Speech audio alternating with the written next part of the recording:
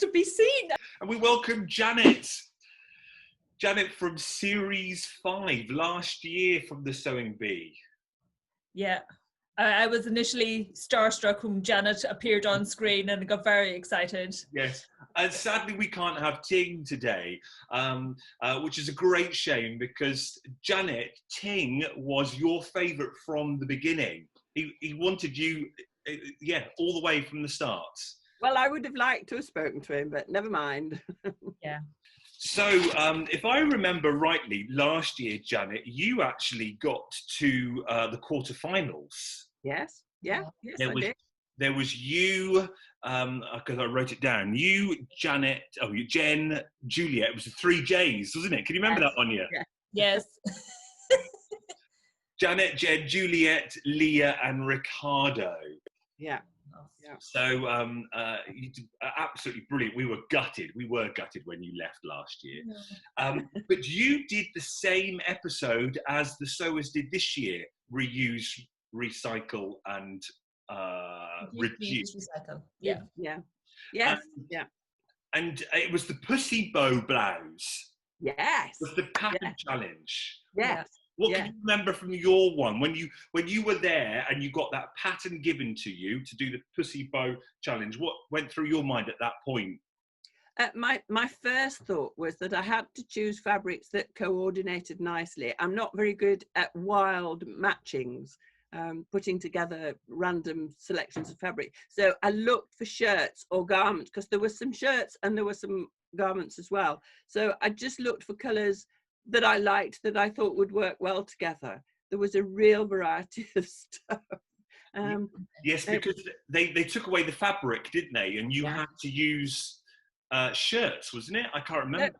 I think we had to use up to 3 shirts. There were one of my pieces was a skirt, but the whole point of using the shirts was that one of them we had to take the button band off and reuse that.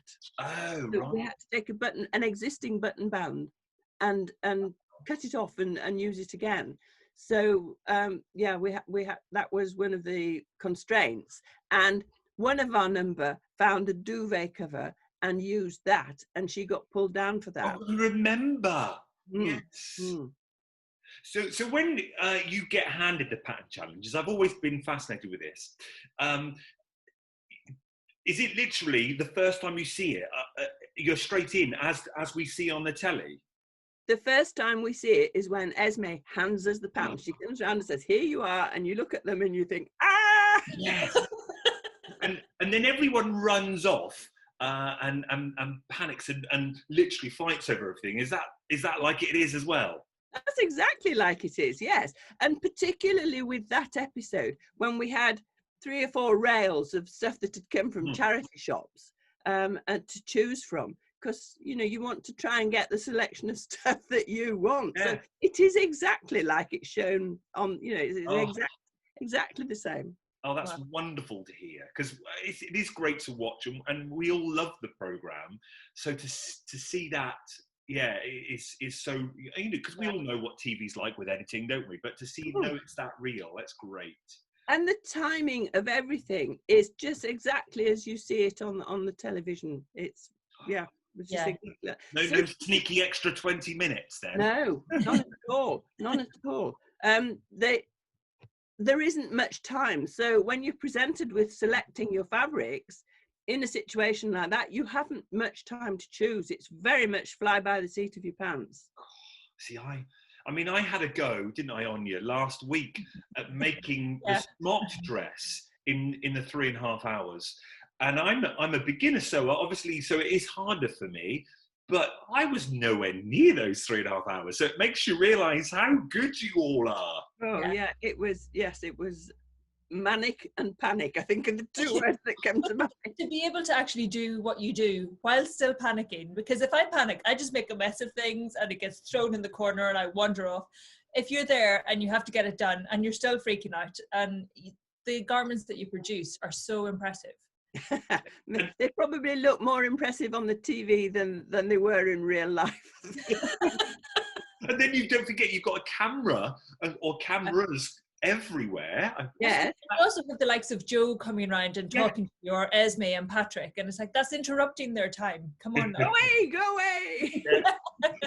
Okay, well, as you have the pussy boat blouse, let's go into the actual season 6 this year, into their pattern challenge, and it was the men's bomber jacket, wasn't it? Yeah. And you had to use four different pieces, didn't you? Yeah. Yes. I think, didn't he say no more than 4? Yes. Yeah. Mm-hmm. And they were ladies' garments as well, so you got to turn those into a jacket. And what's interesting is that you would normally make a bomber jacket out of something a bit more substantial, but they were using all sorts of crepes and lightweight, quite flimsy things they put together. Yes, because didn't Esme say that in her little blurb when they go away together, her and Patrick? If I was doing it, I would want to make sure I was happy with the fabrics I was sewing together. Yes. Yeah. Yeah. I think that's really important. And I can't remember who it was, but somebody chose some jersey, and she did say to them, how are you going to find sewing the jersey? It was Pete. Was it Peter? Yeah, I think it was Peter, because it was a stretch fabric, because you mentioned the stretch fabric. And then he got his colour. Yeah. And Peter, going back to what you said, when you were choosing the colours for your round, you went for certain colours you like. Well, Peter was mixed everything, wasn't he? Yeah. Yeah. But his looked quite fun. I thought it was really vibrant and really bold. I really liked the look of it. It's just a shame about the finish. Yeah. And I suspect that may have had something to do with the weight of the fabric that he chose. I mean, it's hard without touching it. But to put a ribbed collar onto a lightweight fabric is not the easiest of things, because the ribbing's double anyway, because it's folded over, and it's not easy to control. And they all struggled with that pretty much, didn't they? Trying to get it to meet, because obviously you sew it on and you've got to stretch it round, and some didn't stretch it enough because it didn't meet. I think the only person that managed to pull it off pretty successfully was Mark, and then Claire's was slightly out, but it was pretty close as well. So Nicole struggled with the collar, Peter struggled with the collar. What about Therese and that lovely dragon style that she took off a kimono for the back? That was a good choice, I thought. Yeah, I would happily wear that. I love the style of it. I love the fabric.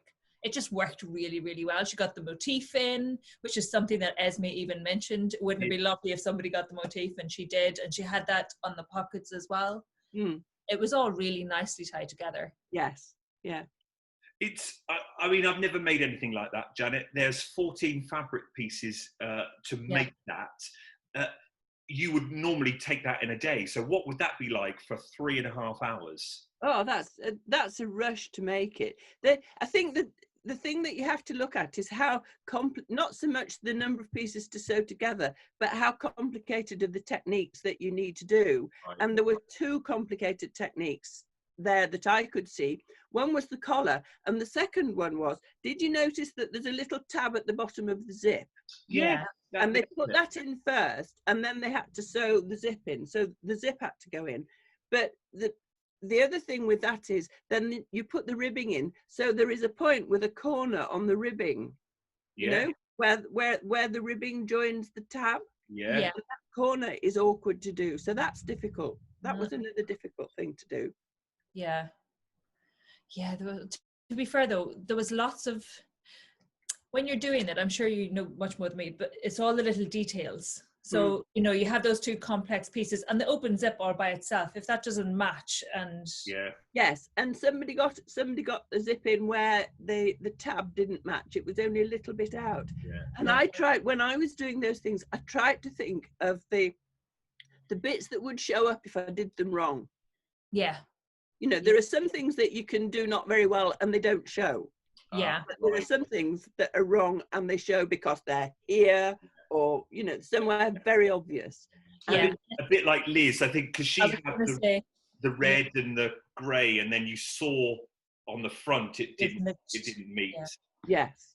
Yeah. And even though the detail was fine, it was the fact that it was like that. it looked like didn't look right. Now, one thing that was interesting was when you've got these 4 garments and you've got to cut those pattern pieces out. Some of the garments didn't have enough fabric, so some obviously had to piece. Now, Matt seemed to be the only clever one there, where he thought of keeping existing seams in, which is why he had a seam, or a tuck and a dart, and then he had the zip left in on the back. Is that down to experience, why he perhaps was the only one that did that? Do you think? Yes, maybe he was just a little more inventive about using what he's got to do, and maybe it's based on what he's made in the past. Yeah. But I had to piece quite a lot of things. I think the sleeves for my pussy bow blouse, one of them had a seam down the middle and the other one didn't. But that's an instance of making good and it doesn't show. Yeah. So it doesn't matter. So yes, I suspect it's down to experience. Yeah.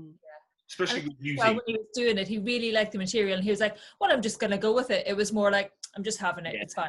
Yeah, and it was interesting that there was a dart on the back shoulder on one piece. That I probably wouldn't have left that there, but he got away with it. Yeah. I think that perhaps it was because of the reduce and the reuse and the recycle idea that you saw that being reused again, like the pocket there. Because didn't Liz have a pocket here? Liz had a pocket here, but she sewed it up. There was a finger scratching bit. But I think that would have been really cool as a wee side pocket as well, because I'm sure lots of farmers used to have that sort of thing. Yeah, presumably that was a shirt piece that she'd used with that. Yeah. Because it was buttoned and things. So yeah. But I thought it was quite fun.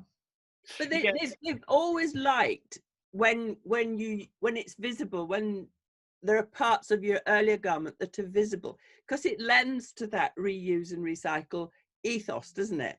Yeah. It's demonstrating, like, look, I used the thing and I've made a new thing. So it's a physical demonstration of it. Yeah. What I also liked about this one, because we've obviously got fewer sewers now, it felt that didn't seem so frenetic compared to last week's with the lingerie, the first challenge. This challenge seemed a bit more calm because we had a whole edited sequence in with Joe talking about the history of rags to riches, that whole idea of rags. So the whole round felt calmer and didn't seem so busy. What did you think of that whole sequence? I think it does seem calmer, and it definitely felt calmer for us once we got down to fewer sewers in the room. Right. Yes, it definitely did feel calmer. So that's maybe just an energy level thing, whether if there's loads of people in a room, of course it's going to feel much more hectic because you're scrabbling over fabric, and just the energy levels all by itself, if you're in a crowded room, can be quite intense. Yeah. And also they've been there for a few weeks already, so they're getting used to the process, and things are less of a shock. Because you knew as soon as you said "oh dear" or words of that ilk, that all of a sudden 10 cameras are going to be down on you. What's she done? Janet's cursing. What's she done wrong? Let's go see. you just get used to it. Yeah. Are there lots of cameras? I know you probably can't say too much, but it never seems, I mean, it's very cleverly edited. You never see a camera poking in at a different angle. So in my head, there's probably only 2 cameras, but I don't know.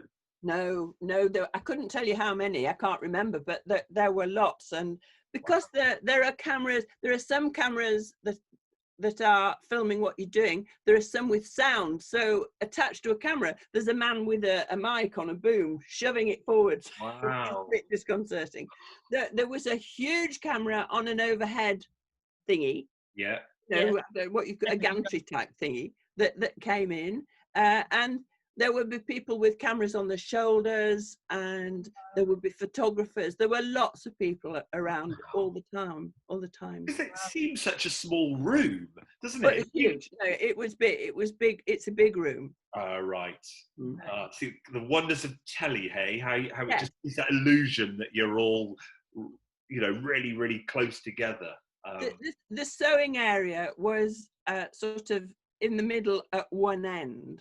Right. But then all the way around the sides and at the front, there's all the directors and the helpers and the runners. There were lots of people around all the time.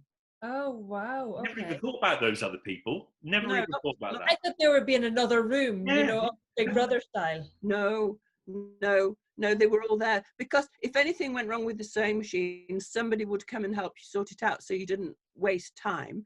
There were a couple of sewing fairies who would rethread or change your needles if you broke them. Oh, that's nice. Yeah. And there were two sewing directors, the people who'd been in charge of making the patterns. And they were there to help. Oh, that's nice to know. Yeah, I mean, obviously they wouldn't sew your hem for you, but at one point I had a complete blank when I think we were making trousers, and I had to put a jeans button in, and I could not figure out how to put this jeans button in, and I've put hundreds in.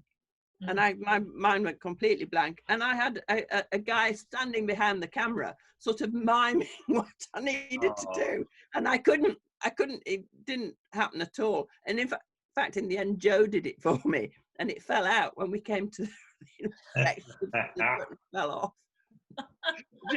Do you take your own machine, or do they give you machines? No, we were provided with machines. They were all Janome machines. Yeah. Fairly basic. They were fine. They did the job. And I think the idea is to show that you don't need a fancy machine to do all this great stuff. A really good point, and that's something I really believe in, because I just use a really small Janome basic one at the shop, and people come in asking for a machine, but they don't want anything too whiz-bangy. And of course, I don't think you do. You don't need all those 50 billion stitches, do you?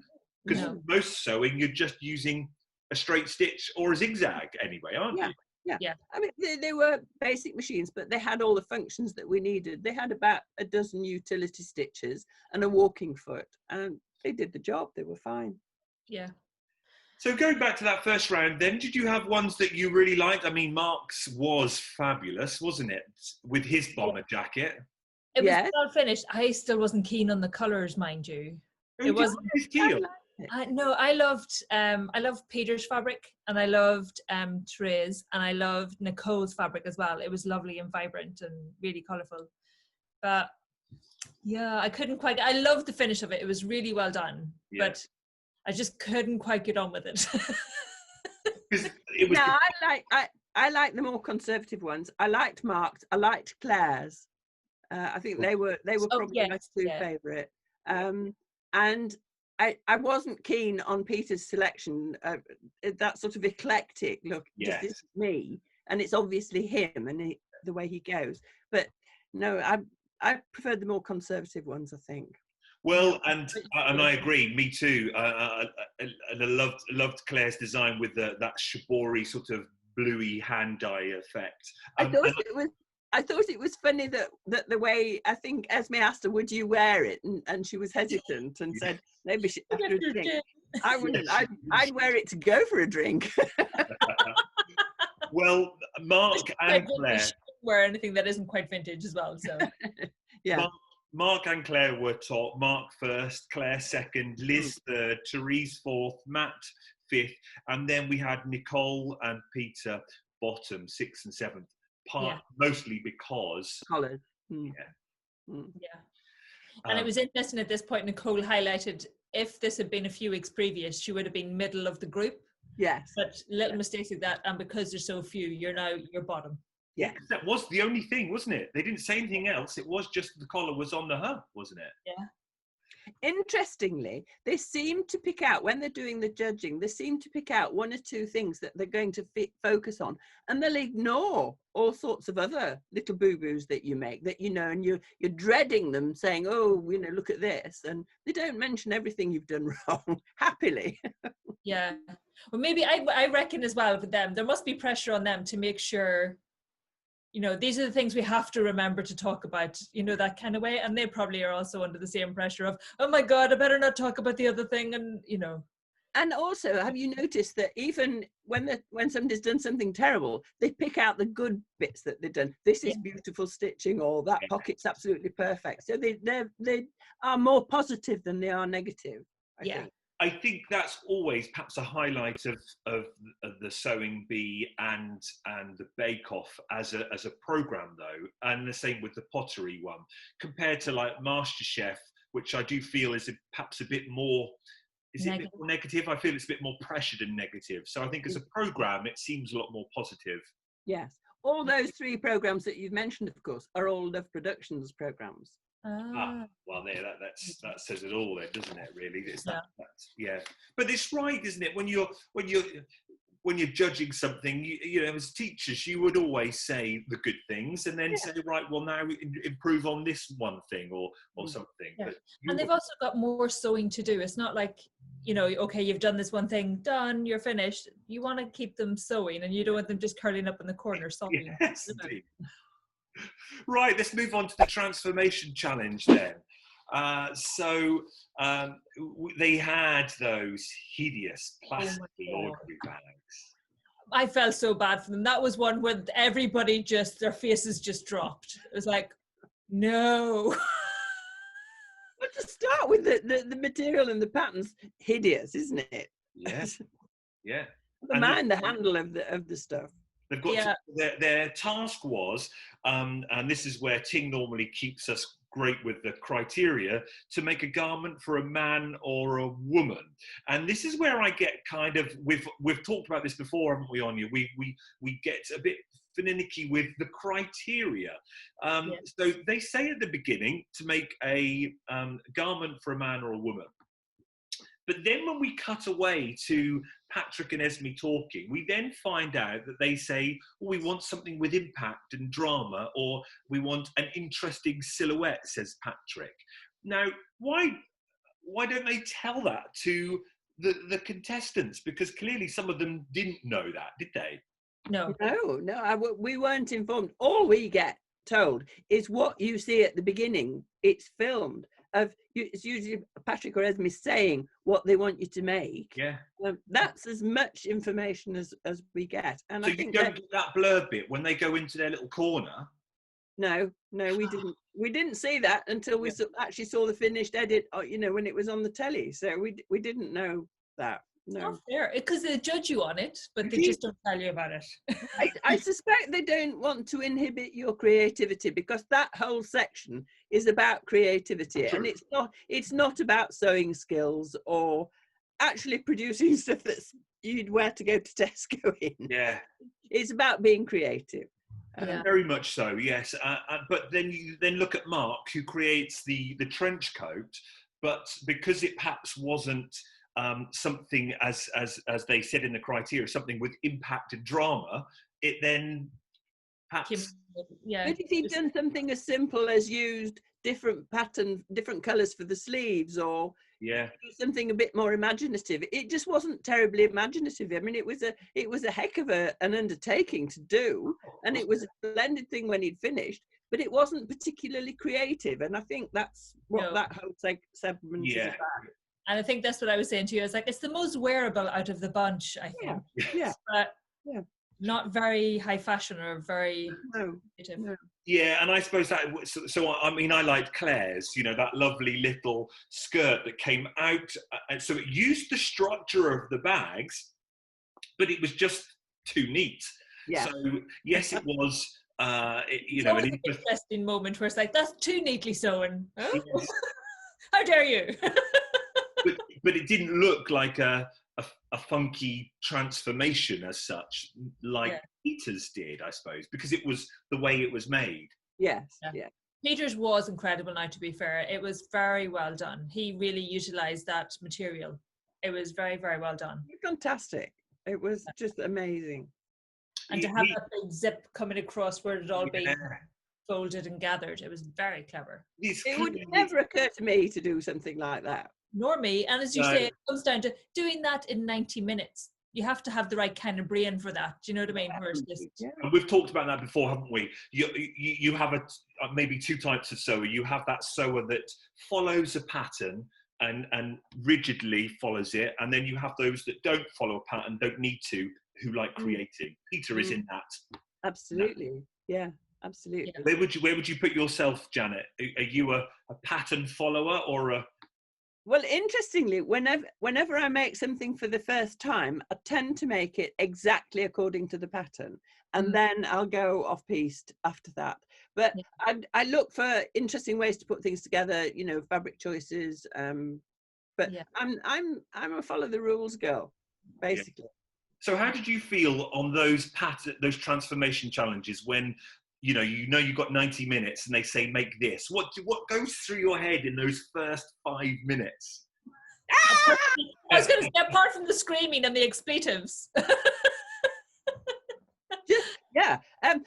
I decided that was the portion that I was absolutely dreading of all the shows, and it turned out to be the bit that I enjoyed most in the end. But I had to stick to stuff that I knew. So as soon as we were given what we had to do, I had to refer back to stuff that I had experienced or I had knowledge of. Because I had nothing else to fall back on. I'm not an intrinsically creative person. I can't do the Peter thing where you put something on and say, oh, I'll fold it here and I'll fold it there. And I'd never done any draping before. I'd never cut anything on a mannequin before.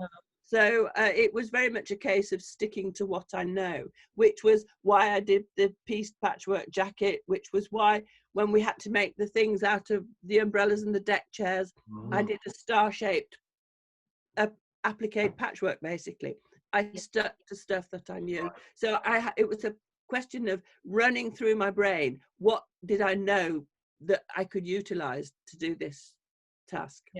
And speaking of, so last year you were basically given all of your offcuts to do something with as well.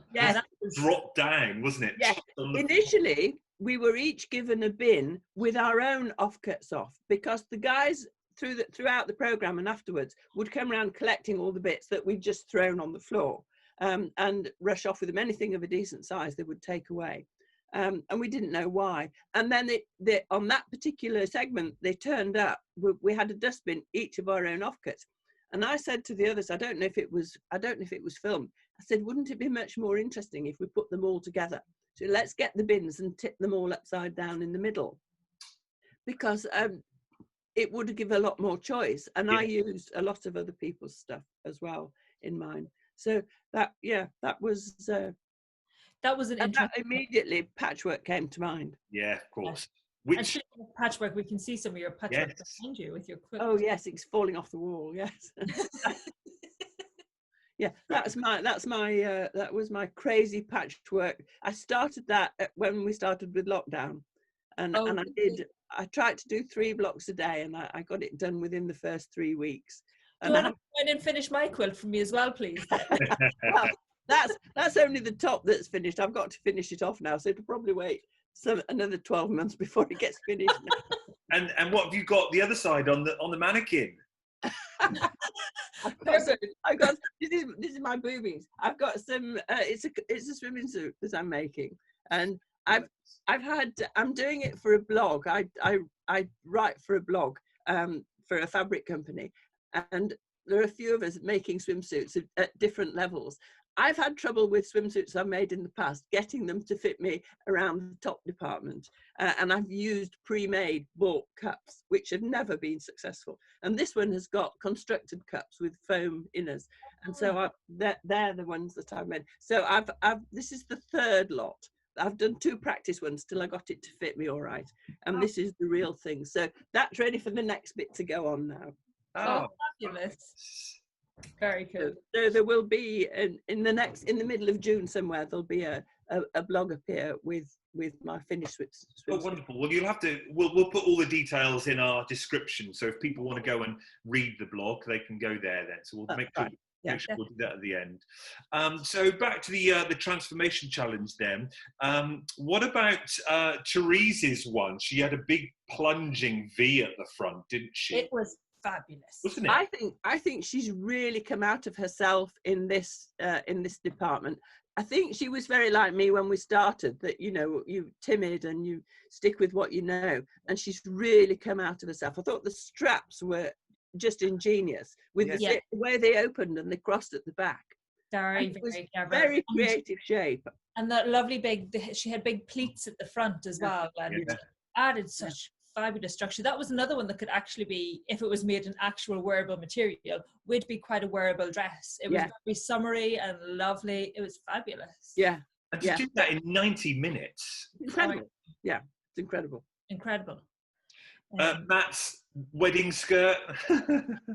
He has a thing about feathers, that man, really, because he had the feather cuffs as well on the kids' play suit as well. It's like, that wasn't my cup of tea. I think he wasn't creative enough, which is unusual for him because he's usually quite inventive, isn't he? And I suppose if you're trying to be creative and you're struggling, you would, I know I would go to the haberdashery to find something to sew. Is it free reign in that haberdashery? Yes. Wow. Yes, it's fantastic. It's a great selection of stuff. Yeah. And of course, Nicole made good use of that in the first one, didn't she? Yes. She made a skirt which was nothing of a skirt, but it was made by the haberdashery she put on it. Yeah. She put most of the haberdashery on that skirt, I think. But Nicole, speaking of Nicole, I really liked her wrap jacket with the, the jacket with the wrap belt. With the obi belt, yeah. I thought it was really, really nice. Yeah. But again, it wasn't as exciting as... no, and that's where we come back to that argument, isn't it, of that frustrating thing where between the criteria and what they've said and what you've actually been given. But even if you look at Liz, it was quite structured as well, but the thing, I think it actually played to her benefit when her zip broke and she had to put in the other zip. It actually worked out really well because it added a bit more of a creative touch to it. I liked the waistband thing where she got the turnover bit at the top of the waistband. I thought, that was really cool, and it tied it good. back. That girl. Yeah. So it was clear from the whole criteria of having the structural shape of, or using the structural shape of the bags and having something with impact, that our end results had Peter, Therese and Liz first, second, third, Nicole fourth, and then our less striking, more normal, less inventive, at the bottom, good, Claire fifth, Mark sixth with his trench coat, and Matt with his wedding dress seventh. So Peter has gone from top in this round and last on the previous round. That's such a strange feeling when that happens. It's such a strange feeling. I bet, because you must feel that pressure then of what can I do next day, which is obviously the made to measure challenge. And Peter did treat, so if we're talking about the next day, the made to measure, he treated that as a massive transformation challenge. And I wonder if he put too much pressure on himself, because the sketch that we seen at the start when they were talking about what he was planning on doing, if he'd achieved that, would have been fabulous.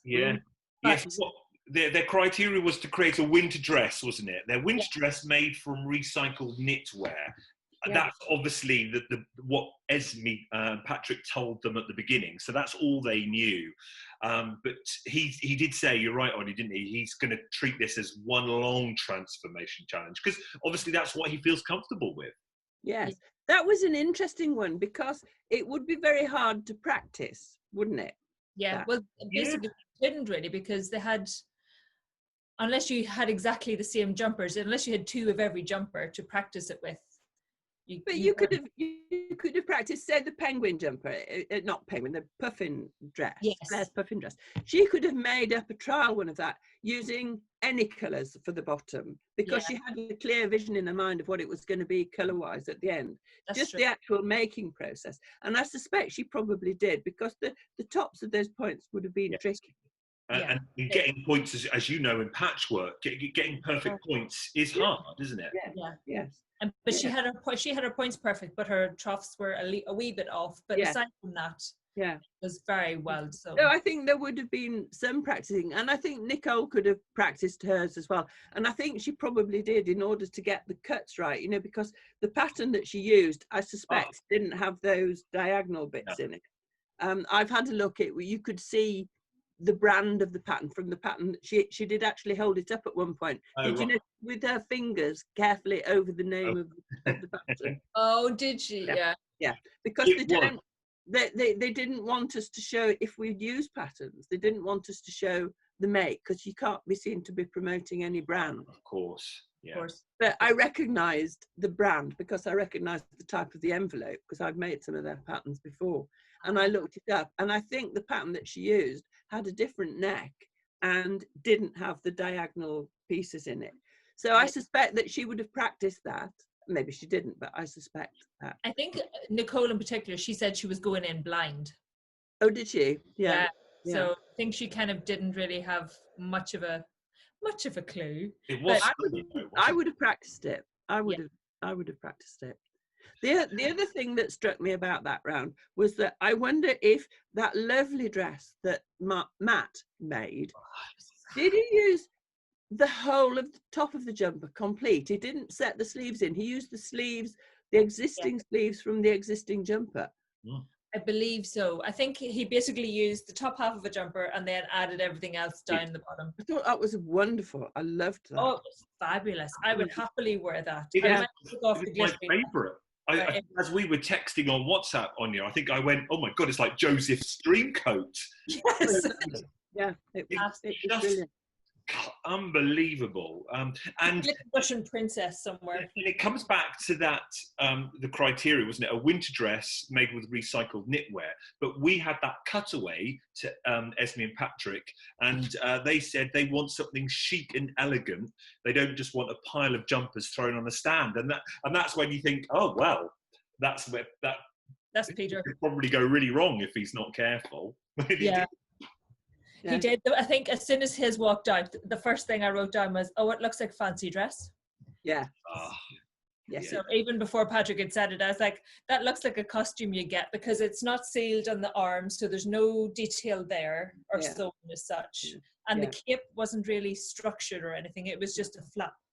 And there was no structure to the dress itself. It looked like the only structure came from the girl walking down with her hands on the waist, holding it in. Yeah. And I thought, it's such a shame because he does structure really well. If you look at some of the stuff he's done in the past, he's draped and pinned, and he just didn't pull it off this time, which was such a shame. I think he got lost in that creativity and forgot, because that's why it's called made to measure.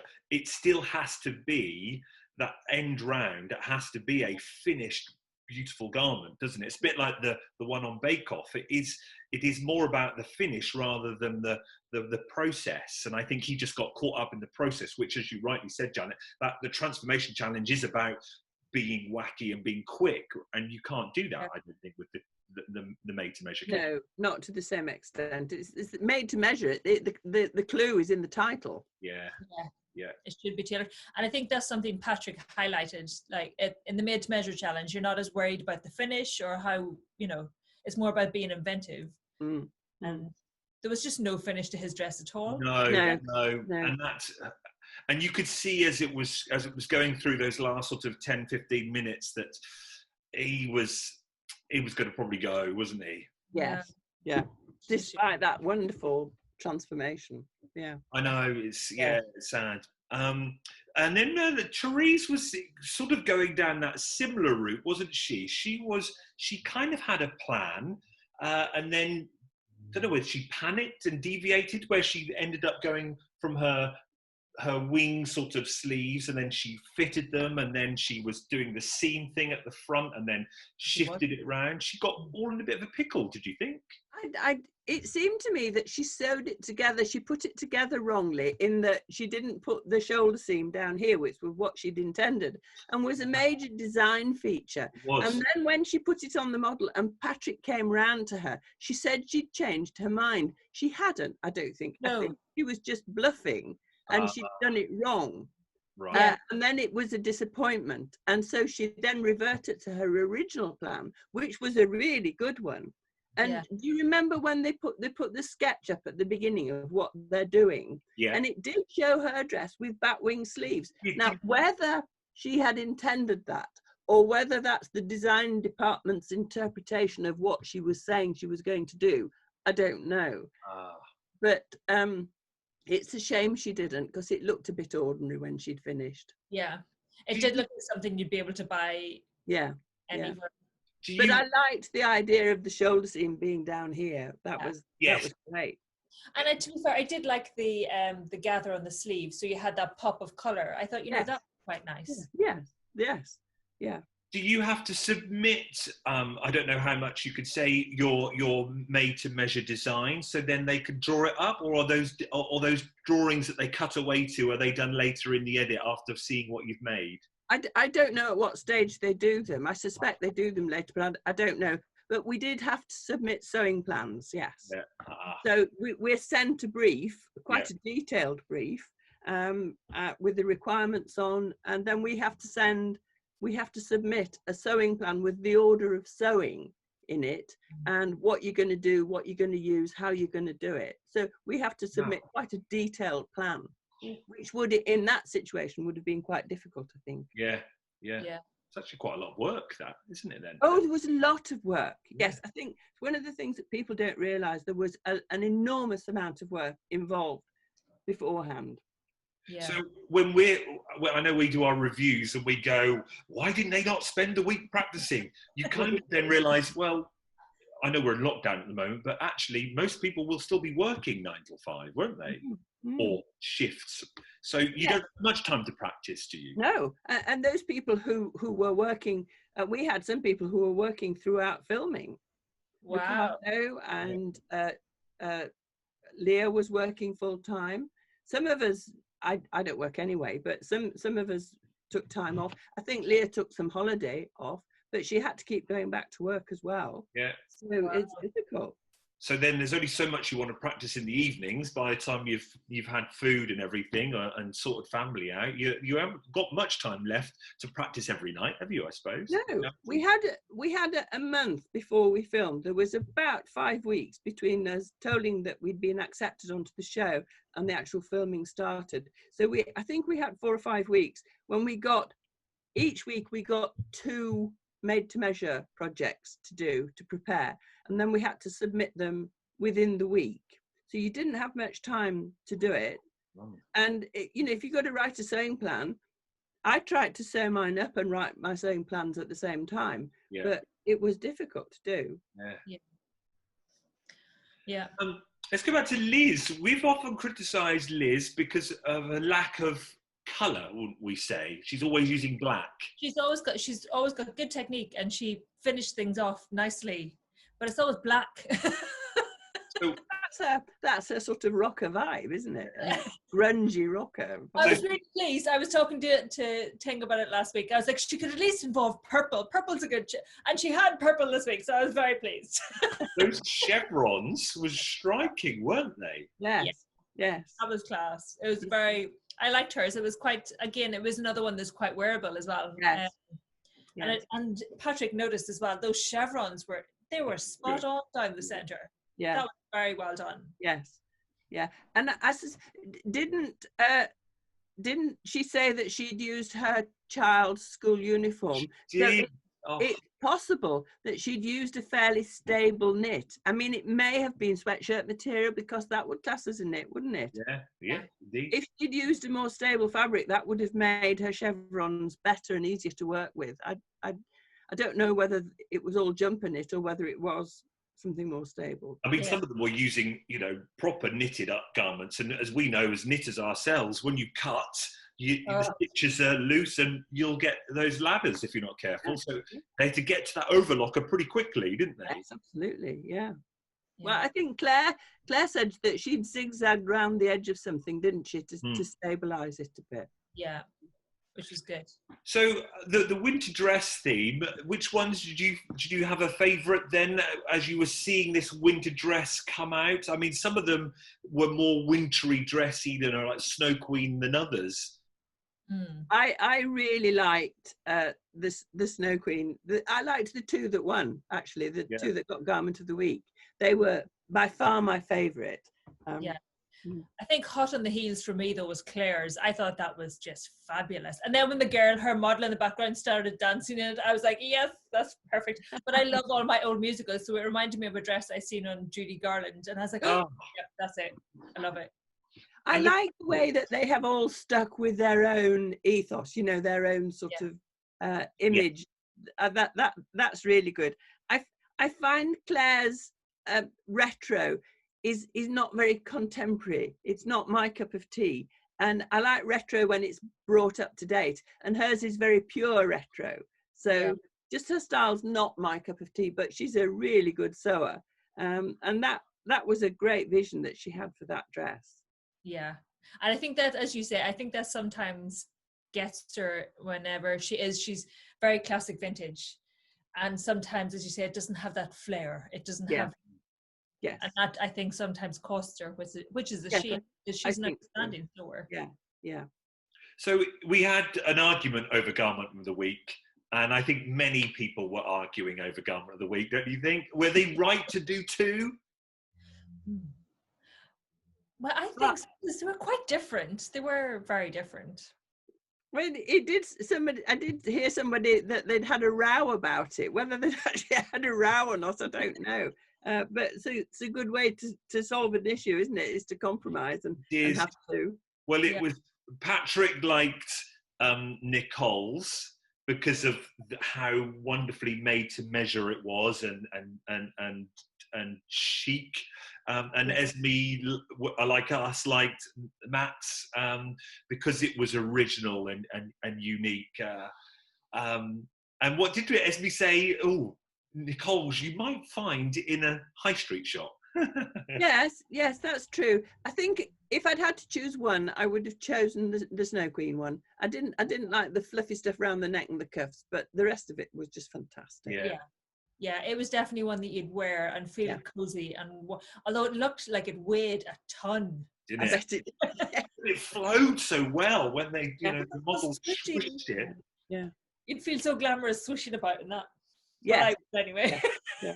But I can understand when you're as a teacher and you're marking work and especially examining work, when sometimes there are two of you. I would go to schools to mark drama performance work, and you could easily go, yeah, but he did that, and then he would go, yeah, but she did that, and you get to the point where you nitpick the criteria so much that sometimes that gets in the way, and you lose sight of what you're seeing in front of you.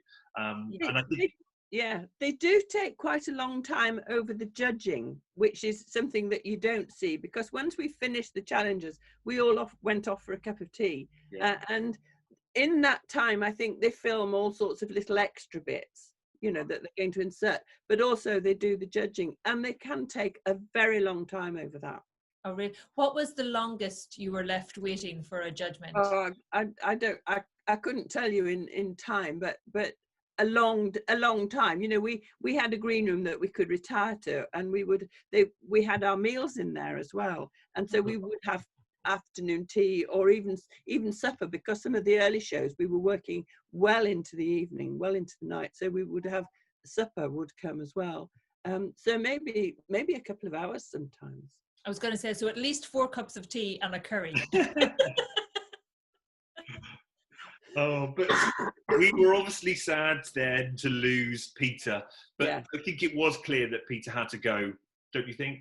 I think it was his time, and it's a shame, because he was a creative element that will be sorely missed, I think.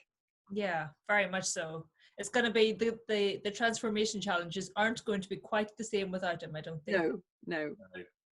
So, Janet, who have you got your eye on now then for our 6? We're now down to 6. So, have you got any particular ones out of those 6 who you think, oh yeah, I like the look of them? I think heading for the finals, for the final 3, I've got my money on Nicole and probably Mark, and then the third one, I'm not sure. I like Matt, but maybe Therese might come up. She might come up, or even Liz. I mean, it's an open field, I think. Completely right. Absolutely. I think any of them can make that third one. Yeah, anybody can make an off the cuff decision that's the wrong one at any time and get sent home, like I did. Yeah, and that's what happened. Ali was doing so well last week was just God. Yeah. What about you, Anya? Now you've got the 6. Who do you think will be your final 3? I think Mark and Nicole are still definitely my favourites. I'm interested to see if Claire does something magic, because like we said, she's very strong. She's got really good skills. it would be, because there's so many fabulous vintage things that she could draw on that were ultra glamorous and fabulous. So you never know, she could pull something dramatic out. I think she just needs to be a little more creative. Yeah. Just have that bit of spark. Yes. Yeah. Which where Therese is actually very good at times. Yeah. You can just, I mean, look at those grapes. I mean, what did you think of those grapes? Oh, they were fantastic. You know, that's always an interesting conversation. Look at her grapes, pardon. But her dress as well this week, she really surprised me with how creative she was with that dress. Yeah. So that's why I'm wondering if something similar will happen with Claire, where it'll suddenly switch over, and I don't know. What about you, Stuart? You can't it is Nicole. It is Matt, and I'm now between Therese or Claire. I want one of those. Not Mark, Matt. Oh no, sorry, Mark. Yes, yeah. No, I get his names confused. I don't think Matt has. I don't think he's consistent enough to get to that final three. I think it will be the next couple of episodes. I think. Based on the little snippet they had at the end of the show for next week, I'm wondering, did something happen with Matt, or if I misinterpreted that? Well, it showed him saying, "Oh, I can't make this work. I don't know what to do," or something like that, didn't it? Yeah. Little teasers. Yeah. I want to know now. I mean, I haven't kept my notes from all season, but I think he's always been in the middle of most rounds. I don't think he's ever been up there or once or all, enough times. So I think he's probably the one that may not have enough skills to get to that final three, but there are still a couple who could get there. So as you say, Claire, Therese, Nicole, Matt, but Liz, as you say, they've only got to do one thing and then that's it. Yes, I think it's getting quite nail biting now. It's getting they're doing what they want to do, aren't they? They're drawing us into the intrigue of what's going to happen next. This is it. And that happened last week when I was watching the lingerie one last week. I was literally, me and Ting were texting like crazy. It was like, oh my God, I can't believe this is happening. And Oh, well, and it's 80s week next week. So to look forward to, it's our time. Well, it's certainly my time, the 80s. Yeah, mine too. Funnily enough, I went to play golf yesterday and I'm a bit short of golf shirts because you've got to wear them, you've got to have them with collars, and I don't like collars very much. And I pulled out of my wardrobe an ancient white blouse with the most enormous shoulders, which has come from the 80s. So I felt very 80s walking around the golf course. Perfect. Have you got any of your makes at home, Janet? Did you get to keep your makes? Did you? Yes, we did. Once we were out, we were sent a whole box full of stuff. I got 2 boxes of stuff. So I've got them. We couldn't do anything with them for 12 months, just in case they needed them for anything. Indeed, but my 12 months is over. So my coat is hanging up in my wardrobe, going to be remade and finished properly.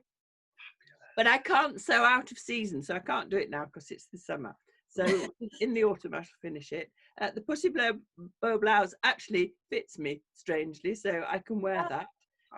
And I think the children's stuff has all gone to my grandchildren. So I follow Ricardo as well on Instagram, and whenever they were doing the coats and things, I seen him with that trench coat was amazing that he did. Yes, he was. Absolutely. So I seen that and I was like, oh, they've got their things back.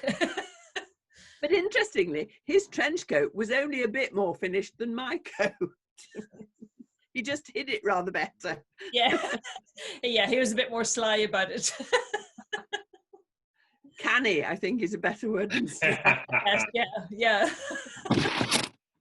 Oh, it's been wonderful chatting, hasn't it? Well, it's been lovely. I've really enjoyed it. I'm hoarse now. I have to go and get a drink. It's been fascinating finding out about what you went through and a bit more about the programme that we all love. And actually, I don't know whether you know this, but from my sort of Googlings, there's another YouTube company or group called The Fold Line, and they do a weekly sewing bee review, kind of talking about the makes, but they find the patterns that you can buy each of the the 3 makes of each sewing bee episode. So she does a great job. So if you do want to make any of the patterns, and you don't want to do all the effort of searching those patterns out that have appeared on the sewing bee, then watch the fold line and they'll send you to all the makes. They're very clever. I watched that with interest last year to see how accurate she was in actually finding the patterns, and it was quite nail-biting, you know, thinking, wonder, is she going to have found mine? Because most of the time I used commercial patterns. It was very entertaining. It's a very useful thing that she does. It is really good. So if you've all got the bug now to make certain things that you've seen on the episode, then the fold line have done all the hard work, have researched all the sewing patterns that are similar to it. So Anya, if you want to do your palazzo pants. Yes, I'm going to go and find those. Go I've started making similar trousers, so we'll see how they go first. Yeah, and also the book that is attached to this series has got some of the patterns in from this series and some patterns in from the last series as well. The actual patterns. Oh, brilliant! I have it saved on my wish list. It's got the reduce, reuse, recycle. Book from last season. Yeah. Oh, great. Well, there we are. All good. Well, it's been an absolute pleasure. Thank you, Janet. And thanks for being a good sport and getting involved with it. It's been great talking about the programme that we love. So thank you for taking the time. It's been my pleasure. Thank you for asking me. Oh, you're welcome. So, thank everybody for watching. And please feel free to get involved in the conversation down below. And you can like and tell all your friends and share and all that good jazz. Very much so. So until next week for 80s week, we'll have to get our 80s clothes out. We'll see you soon. Can't wait. Bye. Bye.